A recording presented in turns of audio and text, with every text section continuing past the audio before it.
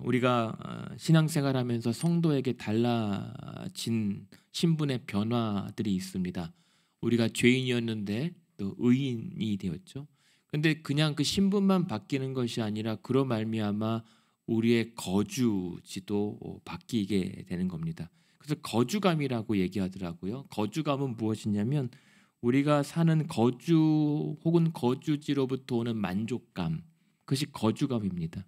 근데 그것을 우리에게 대입했을 때 우리 성도들의 이 믿음으로 말미암아 의롭게 된 자들에게도 그 사는 거주지가 변경됨으로 오는 즐거움이 있습니다.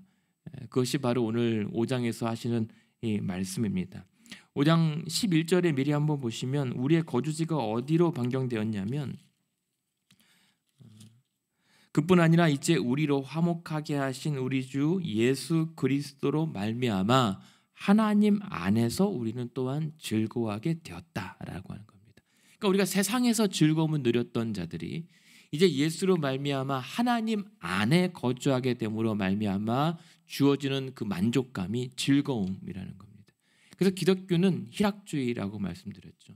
경건도 중요하지만 그 경건은 그냥 묵직한 것이 아니라 그 경건함에서 배어나오는 즐거움이 있다라고 하는 것이죠. 그래서 그 즐거움이 이 다윗이 춤을 추는 듯한 그러한 기쁨과 자유와 해방감까지 이어지는 게 우리 성도들에게 주시는 기쁨인 겁니다. 그래서 오늘 그것을 바울이 얘기하는 겁니다. 그래서 오늘 5장 1절을 보시면 그 앞선 모든 내용들을 요약하죠. 그러므로 우리가 믿음으로 의롭다 하심을 받았다라고 얘기하는 거죠. 근데 중요한 것은 우리가 그러면 믿음으로 의롭다 하심을 받았다면 중요한 것은 그 자체로 끝나는 것이 아니라 이제부터 그럼 우리는 어떻게 할 것인가?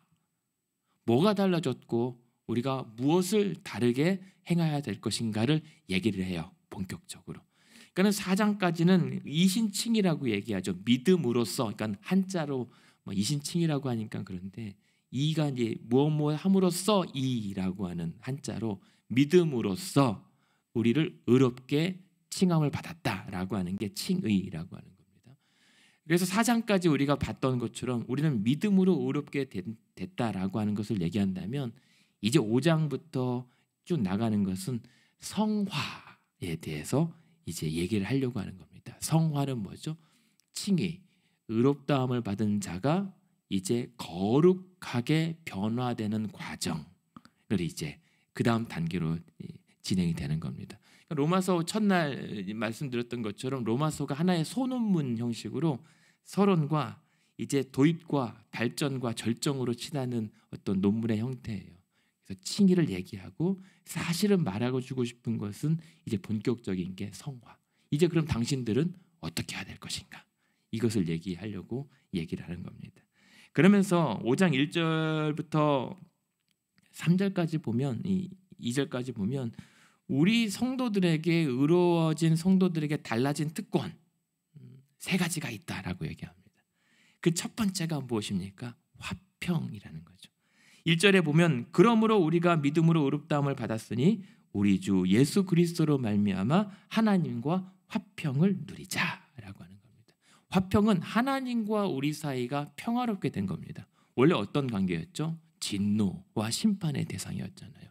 하나님과 우리 사이에서는 저주와 진노밖에 없었던 관계인데 이제는 예수 그리스도로 말미암아 화평 단계. 화평은 뭐냐면 전쟁이 완전히 끝나버린 거예요. 불안과 공포가 완전히 사라져버리는 상태, 평화, 진짜 평화의 상태가 하나님과 우리 사이에 주어졌으니 누리라 이겁니다. 이 누리라는 말이 뭐냐면 가지라는 겁니다. 그러니까 우리에게 그 하나님과의 화평된 것을 선물로 우리에게 주신 거예요. 그래서 우리가 이제 하나님과의 화평된 이 평화의 샬롬이라고 하는 상태를 소유하면서 살 수가 있게 된 겁니다. 무슨 말일까요?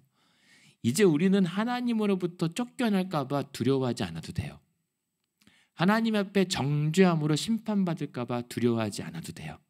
그래서 구약의 이사야 선지자들을 보면 우리는 하나님의 심판을 두려워하지 않아도 된다라고 이런 취지로 얘기하는 게 뭐냐면 하나님의 천지를 진동시키면서 이 땅에 심판을 행할 때 우리 하나님을 믿는 자들은 그 심판이 두려움이 아니라 우리의 구원의 소식이기 때문에 우리는 숨을 필요가 없다라고 하는 겁니다.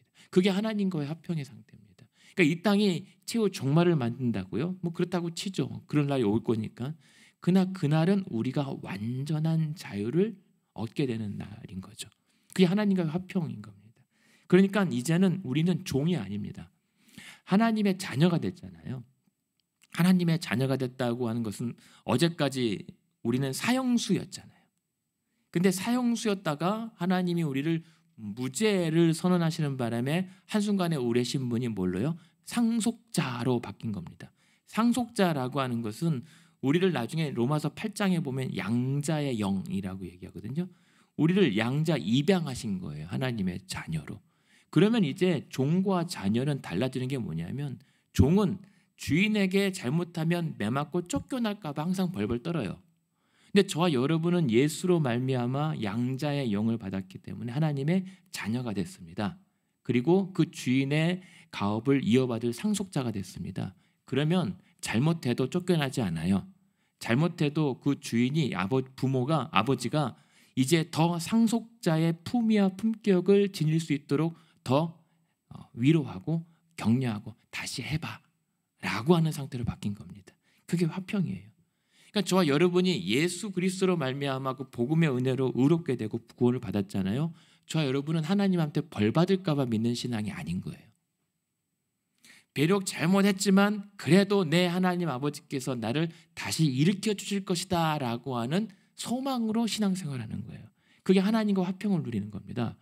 그런데 우리는 기독교 신앙할 때 어릴 적부터 배웠던 조금 엄격한 신앙 교육에 하나님한테 벌 받는다 너 이러면 이런 식으로 먼저 신앙을 배웠단 말입니다. 그래서 교회 가면 벌 받을까 봐 교회 오는 거예요. 벌 받을까 봐 헌금 생활하고 신앙 생활합니다. 그게 달라요. 우리는 내가 벌 받을지언정 벌을 받아야 되는데 오히려 하나님의 사랑으로 우리를 용서하시는 기쁨으로 교회를 다니는 것이 원래 맞는 거예요. 그게 하나님과 화평을 누리는 겁니다. 여러분 그 하나님과 화평을 누리십시오. 누리라, 가지라, 지니라 라고 하는 겁니다. 여러분 벌 받을까 봐, 매 맞을까 봐 물론 때릴 때도 있으세요 가끔. 근데 그건 정말 안 됐을 때 정말 위기에 있을 때 하나님께서 매를 드시는 거고 여러분 기쁨으로 신앙생활 하시기 바랍니다. 두 번째 그래서 주시는 게 뭐냐면 은혜예요. 은혜. 근데 이 은혜가 뭐냐면 2절에 보십시오. 또한 그로 말미암아 우리가 믿음으로 서 있는 이 은혜에 들어감을 얻었다라고 얘기잖아요. 우리에게 주신 게 은혜예요. 근데 이 하나님의 은혜가 구체적으로 여기서 뭘 얘기하냐면 첫 번째 들어가는 은혜예요. 들어감의 은혜. 여기 보십시오. 이 은혜에 들어감을 우리가 얻었다라고 얘기하잖아요. 그러니까 우리는 구약의 성소, 성막을 생각하시면 됩니다. 지성소에 하나님의 법궤 앞에는 못 나갔어요. 성전도 이제 아무나 못 들어가게 되잖아요.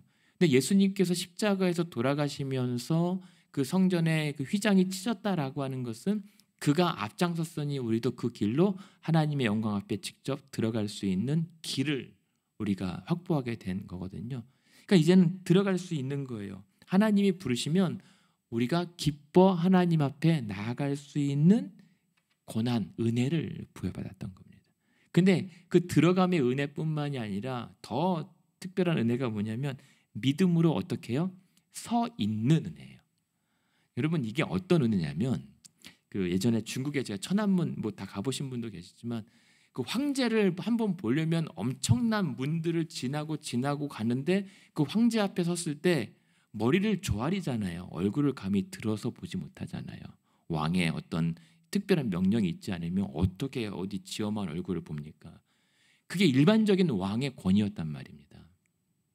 근데 우리가 우리의 왕이신 하나님 앞에 부르심을 나가서 들어갔긴 했는데 어찌 감히 우리가 얼굴을 뻗쩍 들고 마주할 수 있습니까? 근데 여기서 하나님 앞에 우리에게 서 있는 은혜가 뭐냐면 그 왕이신 하나님 앞에 우리가 마주보며 그 하나님의 거룩함을 마주볼 수 있는 은혜를 입었다는 거예요. 하나님과 마주하면서 그 영광 가운데 서서 함께 즐거워할 수 있는 은혜를 우리에게 주신 거예요. 이거는 자녀들에게만 주시는 특권인 거죠. 그게 은혜입니다. 이제는 그래서 하나님 앞에 우리가 기도할 수 있게 된 은혜가 하나님을 감히 아버지라고 부르다니요. 하나님을 아버지라고 부른다니까요. 그거 봐요. 하나도 안 놀라시잖아요 지금. 예.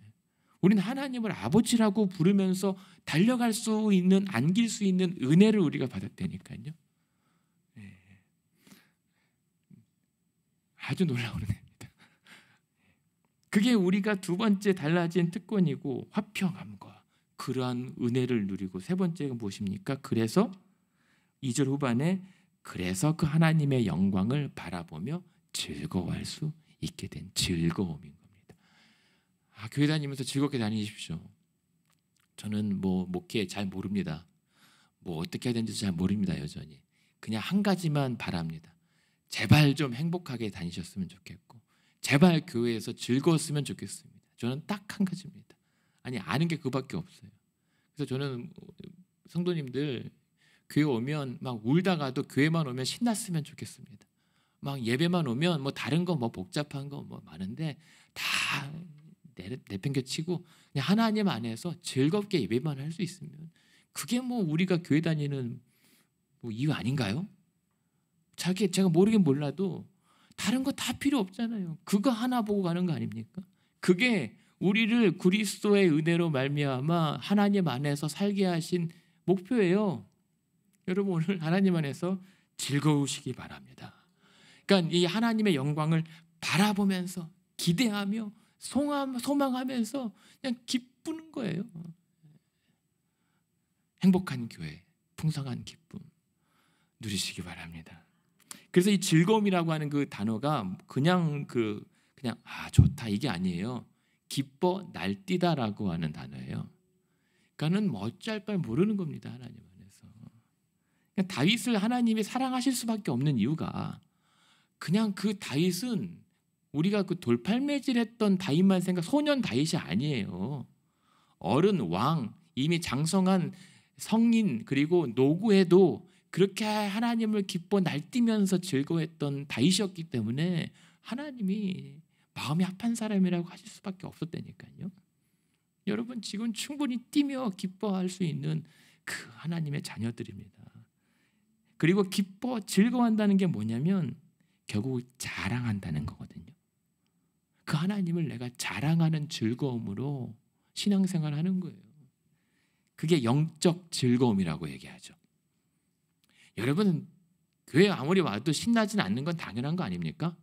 피곤하고 지치고 마냥 세상에서 교회 밖에서 경험했던 모든 고생들이 짓누르고 있는데 어떻게 즐거워합니까? 그런데 우리 성도들의 즐거움은 그런 즐거움이 아니라 하나님의 영광을 바라보는 즐거움인 거거든요.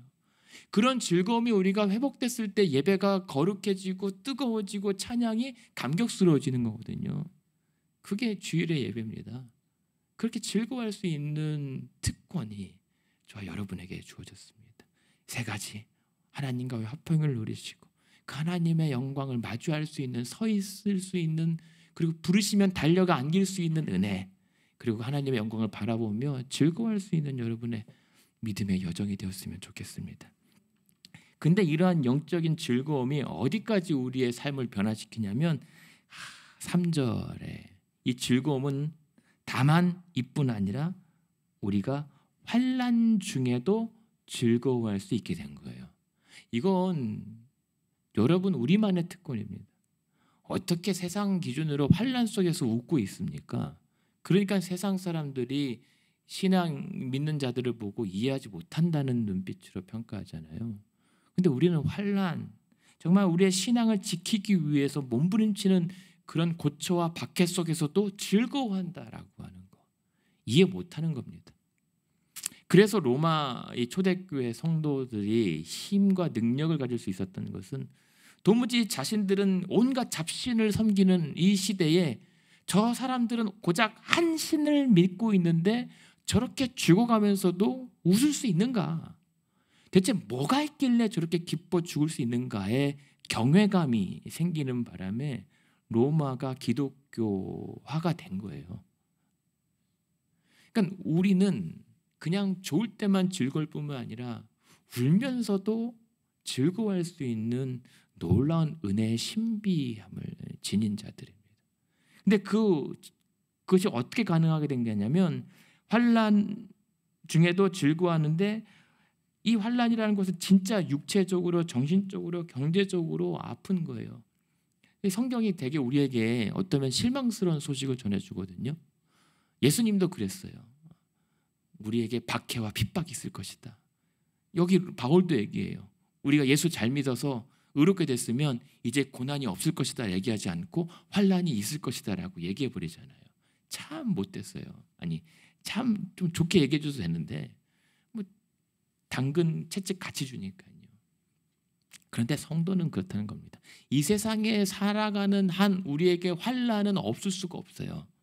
그러니까 환난 없이 사는 게 복이 아니라 환난 속에서도 하나님을 믿고 즐거워할 수 있다면 그게 복이라는 거예요. 지금 이거를 그래서 모르는 겁니다. 세상은 도무지 이해를 못하는 겁니다. 그러면서 왜 그 환난이 즐거움이 되냐면 환난이 몰라요? 인내를. 인내는 다른 말로 뭐라고 표현합니까? 믿음입니다. 믿음과 인내는 같이 가요. 인내 없이는 믿음이 견딜 수가 없습니다. 믿음 없이는 인내할 수가 없습니다. 그래서 그 믿음이 점점 그 환난 속에서 인내.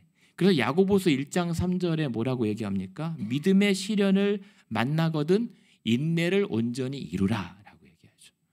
그러니까 그 환난 가운데 그 성도의 신앙이 오히려 온전해지고 성숙해지는 계기가 바로 그 환난의 인내의 단계로 가는 거죠.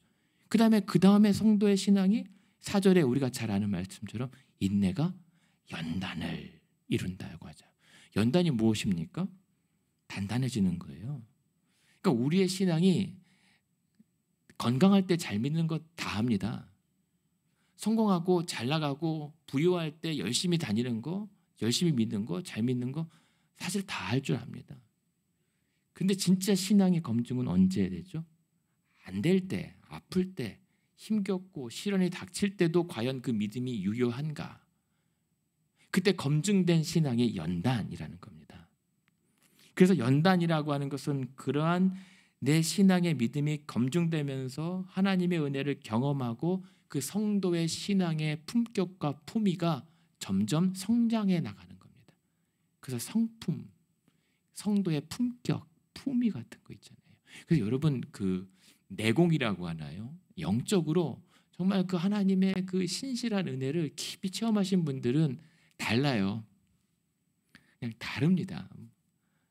그 영적인 그 연단의 과정들을 깊이 과정을 거쳐서 그러신지 정말 그냥 말 한마디나 그냥 행동 하나하나가 뭔가 다릅니다. 이게 제 개인적인 느낌일 수도 있는데 그게 진짜 하나님을 경험한 자에게서만 나오는 찐 은혜의 성품 같은 거죠.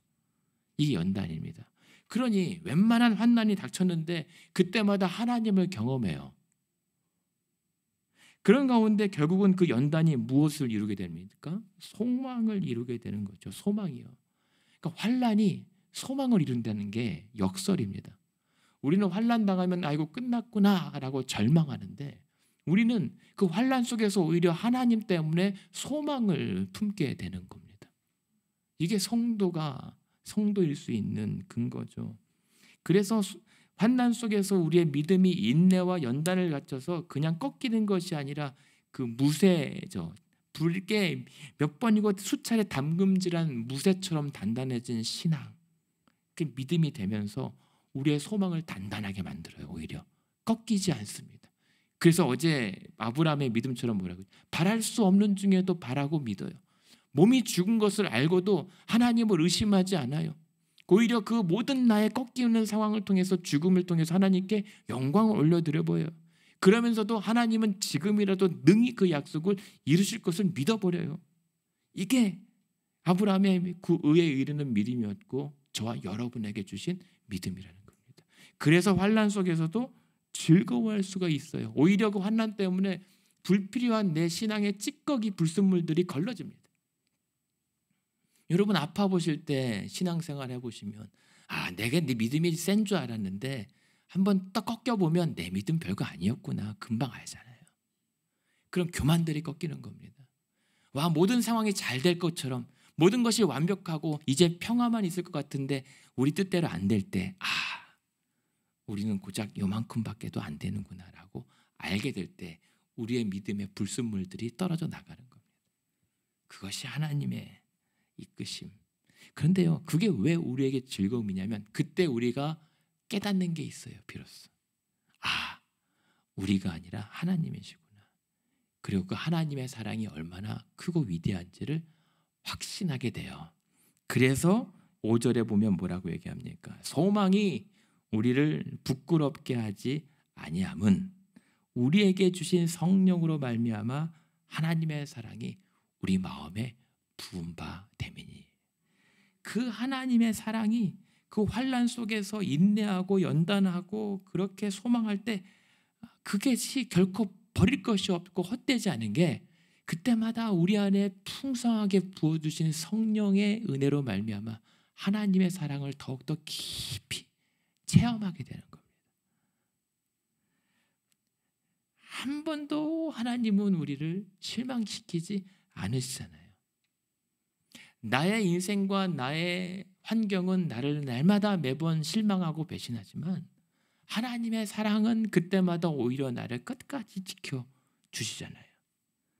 그 하나님의 사랑을 확신하게 되는 그 힘이 성령의 인치심.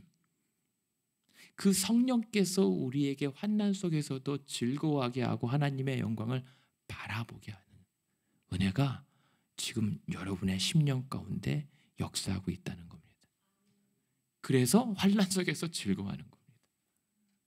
이거는 경험하지 않고서는 모르는 즐거움이잖아요. 이거 백날 설명해봤자 몰라요. 이론적으로 되는 게 아니기 때문입니다. 그래서 우리는 신앙생활하면서 물론 아무 일 없을 때 이 사랑을 깨달으면 좋지만 하나님은 환난일지라도 그 하나님의 사랑을 깨닫고 우리와 친밀해지기를 원한다면 기꺼이 사랑하는 자녀들의 고난도 기꺼이 함께 감수하신단 말입니다.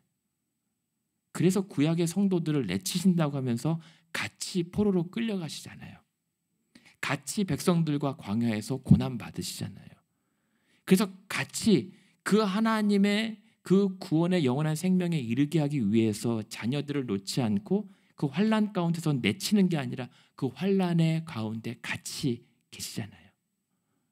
그게 그리스도의 십자가의 사랑이란 거죠.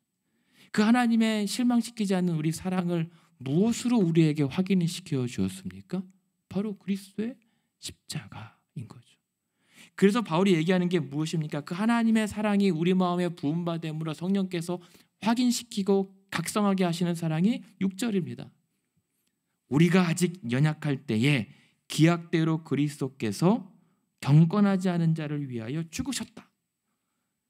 이것만큼 기가 막힌 하나님의 사랑이 무엇입니까? 우리가 연약할 때라고 하는 것은 우리가 보기에는 참 한심하고 아무 자격 없을 때예요.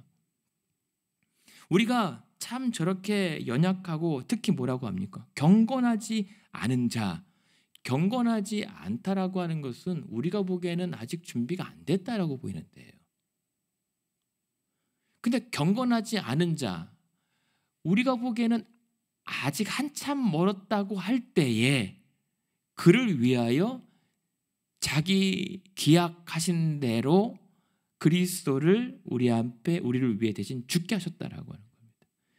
재밌는 단어가 기약대로라고 하는 말, 기약대로.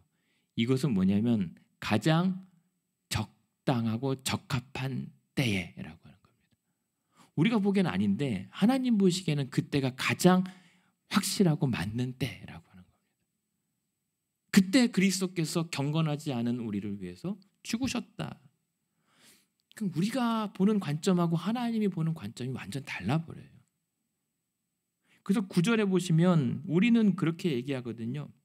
7절입니다. 우리가 봤을 때 의인을 위하여 죽는 것, 그리고 선한 사람을 위하여 죽는 것도 쉽지가 않습니다.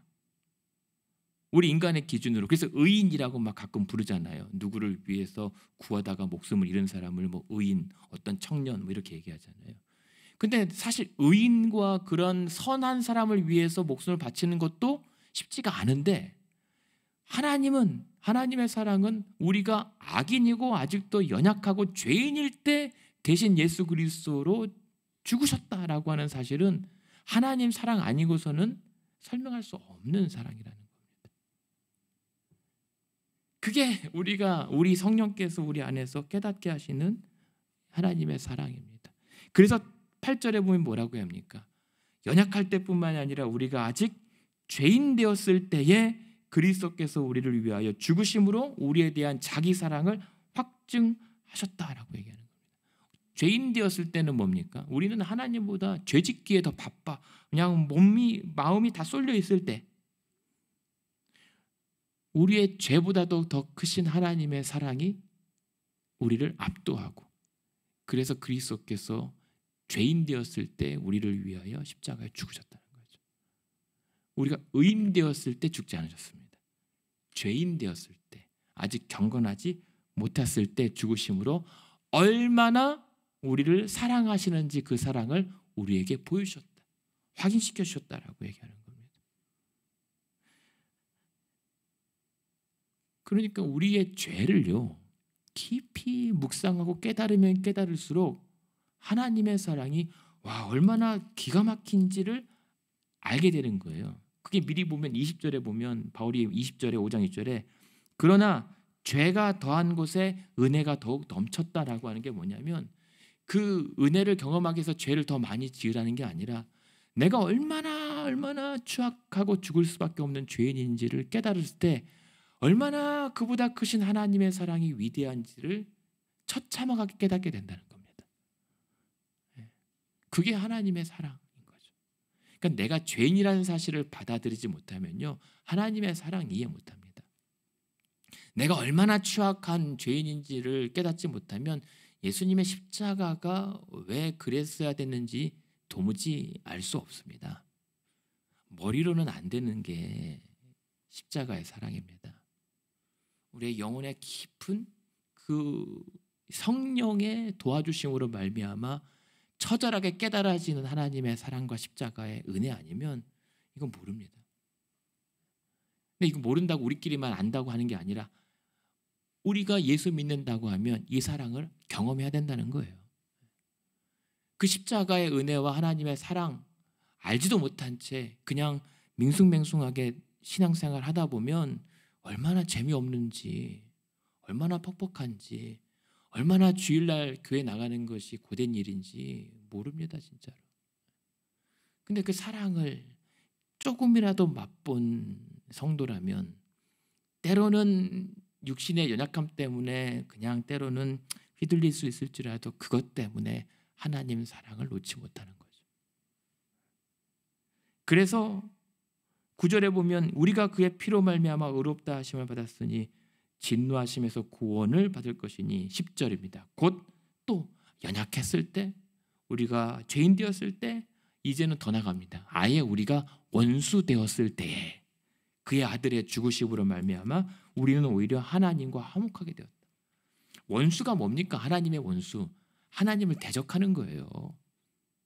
하나님을 핍박하고 하나님을 미워하고 하나님 믿는 자들을 괴롭히는 거, 그 상태가 되었을 때 하나님의 사랑으로 예수 그리스도가 대신 죽어 우리를 화목케 하셨다는 겁니다. 와, 놀랍지 않습니까? 막 교회를 저주하고 저 예수쟁이들 비난하고 하나님 뭐 살아계셔? 보이지도 않는데 이렇게 건방지게 무섭게 하나님을 대적하고 있는데 그런 나를 위해서 그래서 기꺼이 십자가를 지셨다는 거예요. 그런 자까지도 하나님이 구원하시려고. 그 대표적인 사람이 누굽니까? 지금 바울 자기 얘기하는 거잖아요. 하나님을 믿는다고 했는데 예수 믿는 자들을 잡으러 자기가 제일 앞장서서 열심히 냈던 자기를 위하여 예수께서 목숨을 버리셨다, 십자가를 지셨다. 사실 자기 고백하는 거잖아요. 그리고 여러분, 우리 모두를 위한 하나님의 사랑이 하나님을 알지도 못하고 우리의 입술로 범죄함에도 불구하고 그리스도의 사랑을 우리에게 나타내 주셨던 거잖아요. 그런 진노의 대상, 원수를 지금 존귀한 자로 삼으셨다는 게 하나님의 사랑인 거죠. 그래서 그 때문에 예수님은 저주의 십자가에 자기를 누이고 그 십자가로 우리가 영원히 거할 처소를 장만해 주셨던 것이 우리가 하나님 안에서 즐거워하게 됐다라고 하는 겁니다. 말씀을 마쳐야겠네요. 벌써 시간이 이렇게 됐는데 여러분, 그래서 저녁에 마저 할게요. 저녁에 6장 7장 해야 되니까 오늘 저와 여러분이 즐거운 신앙생활 이루어 가시기 바랍니다. 근데 그 즐거움은 분위기로 되는 게 아닙니다. 하나님의 사랑을 우리가 깨달을 때 즐거워지는 겁니다.